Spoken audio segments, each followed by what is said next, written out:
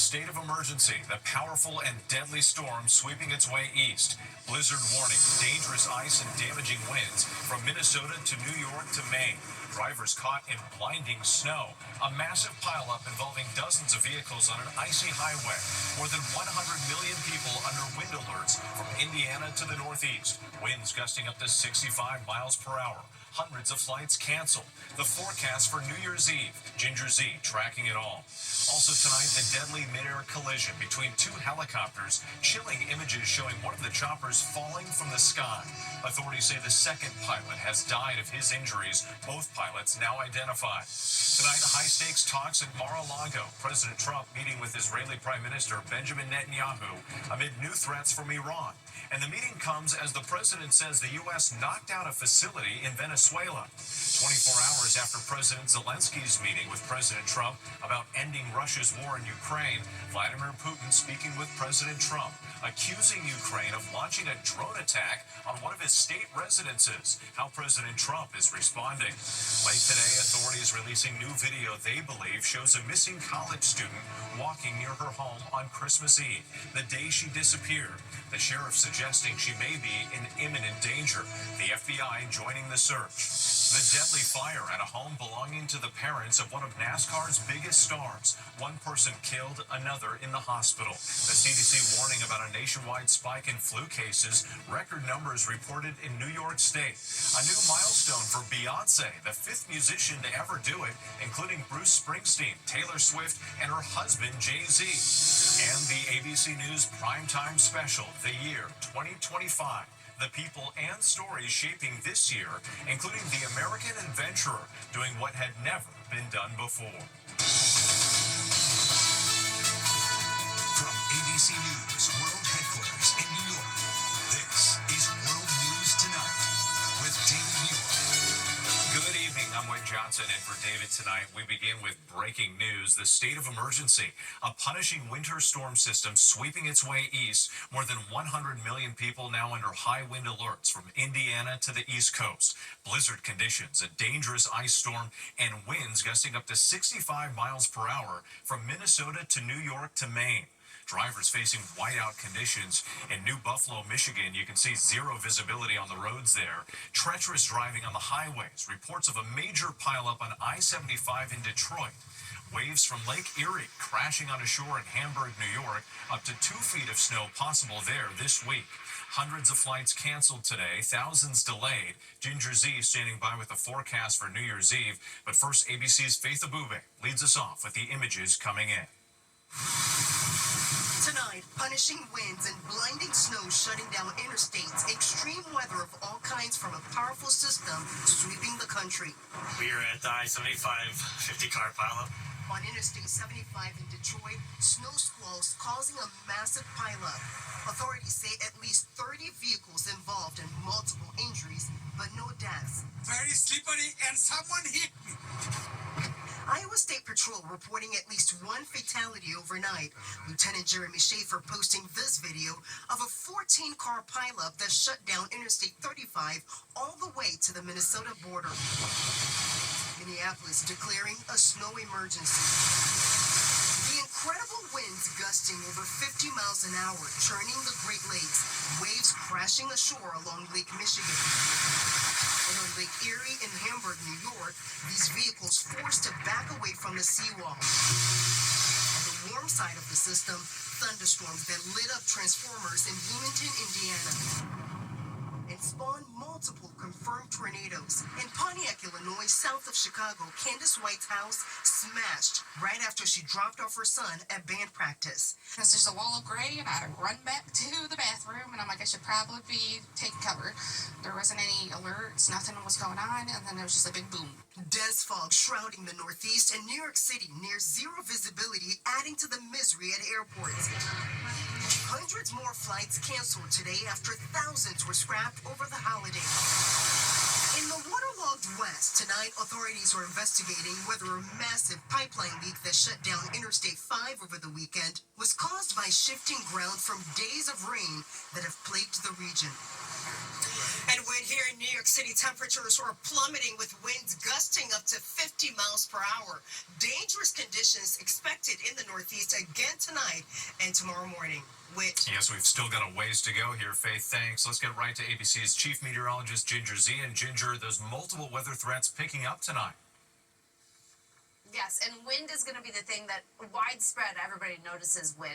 We've seen wind gusts of close to 60 miles per hour from Cleveland to Baltimore already. And you can see it comes along with snow in many places where the lake effect snow machine has been turned on and is going to crank all week. So let's talk about those wind advisories. This is just the start. I'd call this breezy compared to what we'll see tonight through tomorrow morning in the Northeast. Those wind advisories are for gusts up to 50 miles per hour. They include Rhode Island, Massachusetts, Connecticut, New Jersey, and everybody you see there in brown.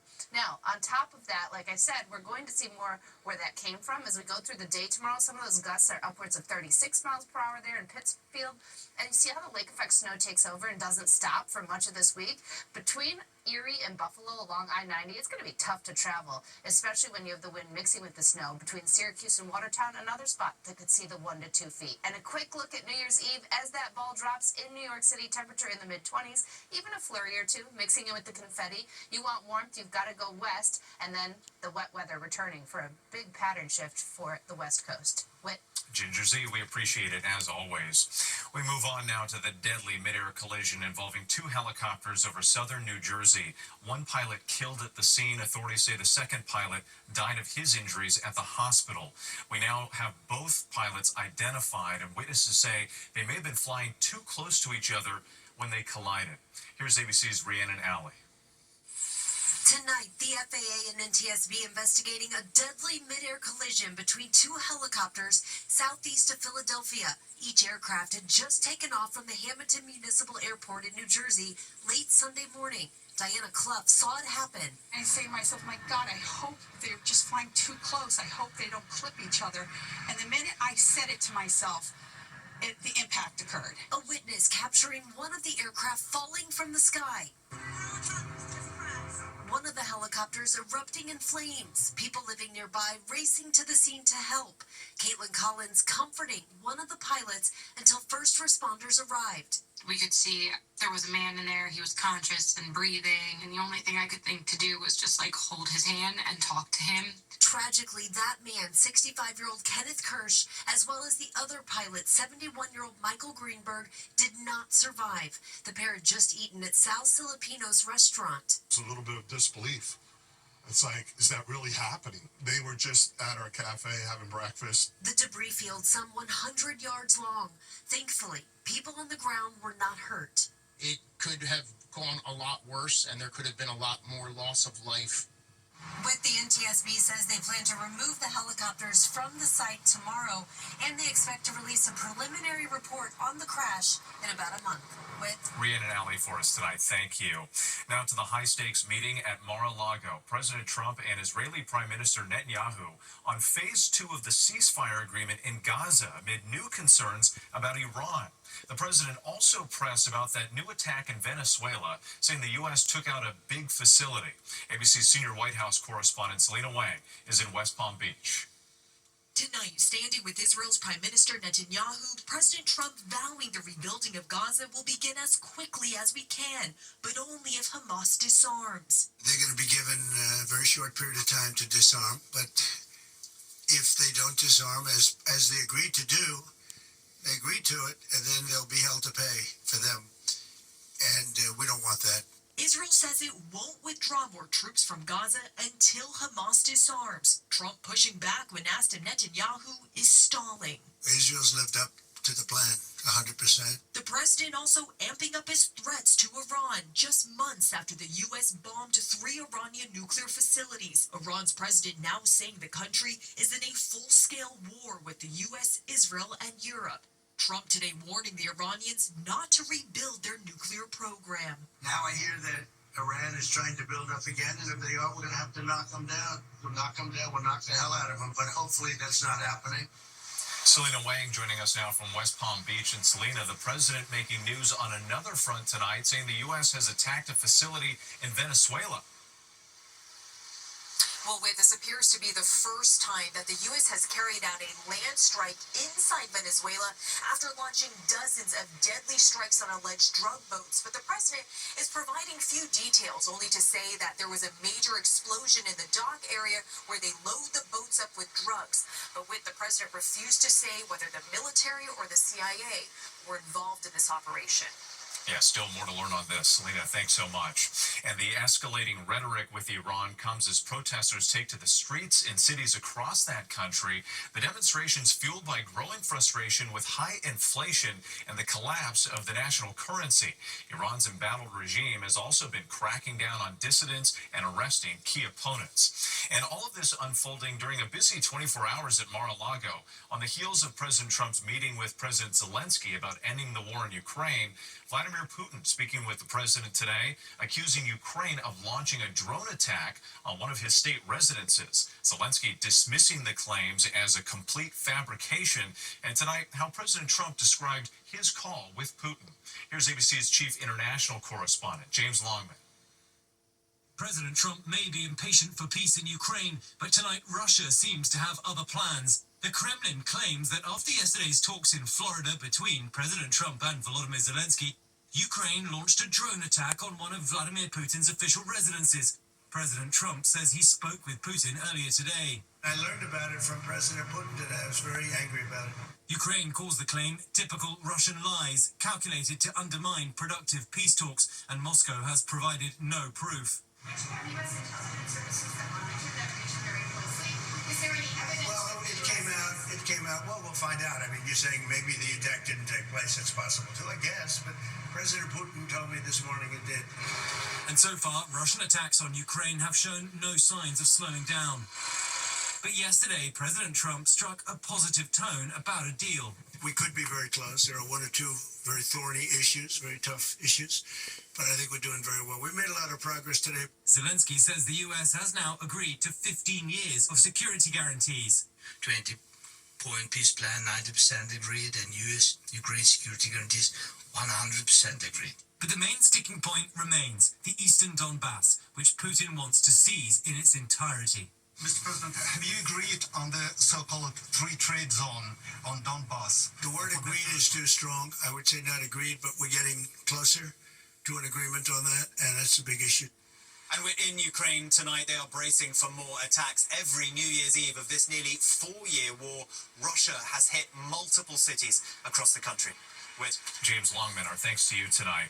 Back here in the U.S., the desperate search for a missing 19-year-old college student near San Antonio, Texas. Late today, authorities releasing new video they believe shows her walking near her home the day she disappeared on Christmas Eve. The FBI now joining in the search. Here's ABC's Trevor Ault. Tonight, authorities unveiling new video they believe shows missing Texas woman Camila Mendoza Olmos. The dash cam footage shows a woman matching Olmos' description and clothing walking a few blocks from her home the morning of Christmas Eve, the last day she was seen. if this is indeed her, we've got what we believe to be a good direction of flight. Until now, law enforcement only had surveillance video showing the 19-year-old outside her house Christmas Eve morning, rummaging through her car, then walking out of sight, and she did not have her phone. The family says she'd often take a morning walk. They're devastated she hasn't returned. I miss her. Daddy's waiting for her at home. The San Antonio community has spent 5 days fanning out across the area hoping to find her.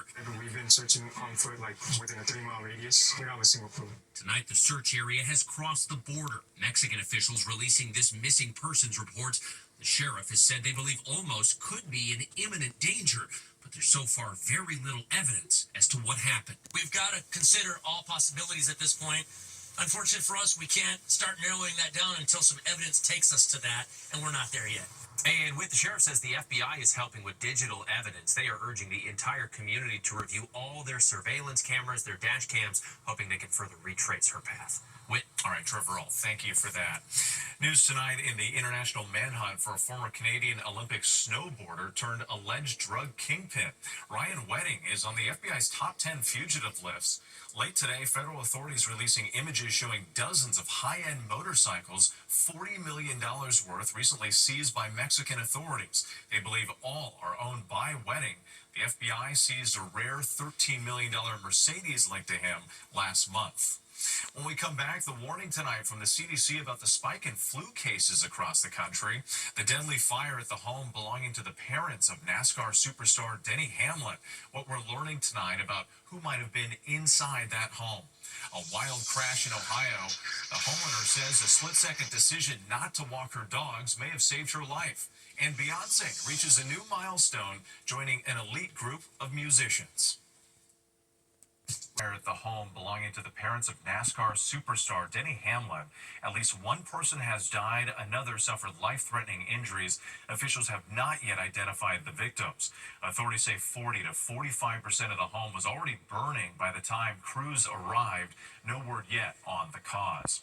British boxing heavyweight Anthony Joshua injured in a fatal car crash in Nigeria.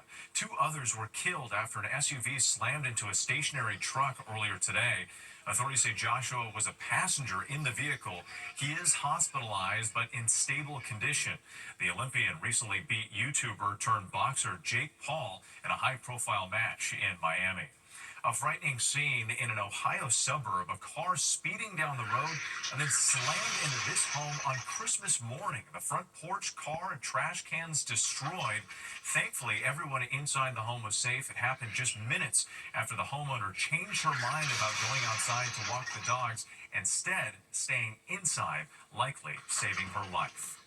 When we come back, Beyonce joins an exclusive club that includes musicians like her husband Jay-Z and Bruce Springsteen, plus the American adventurer doing something we've never seen on Mount Everest. To the index now, flu cases are rising across the country. The CDC is reporting nearly 5 million cases nationwide. New York is experiencing its worst flu outbreak on record, more than 71,000 cases in just 1 week. That's the most ever in a single week. At least 14 other states are reporting high or very high number of flu-like illnesses. Doctors say it's not too late to get a flu shot. Beyonce is ringing in the new year as a billionaire. That's according to Forbes. It's largely due to her record-breaking Cowboy Carter world tour and brand deals.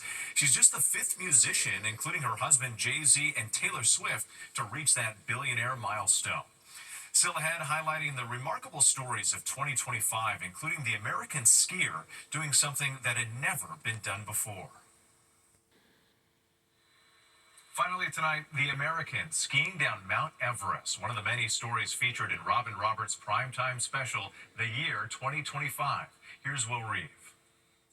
Impossible is temporary for ski mountaineer Jim Morrison, who climbs up and skis down the tallest mountains in the world.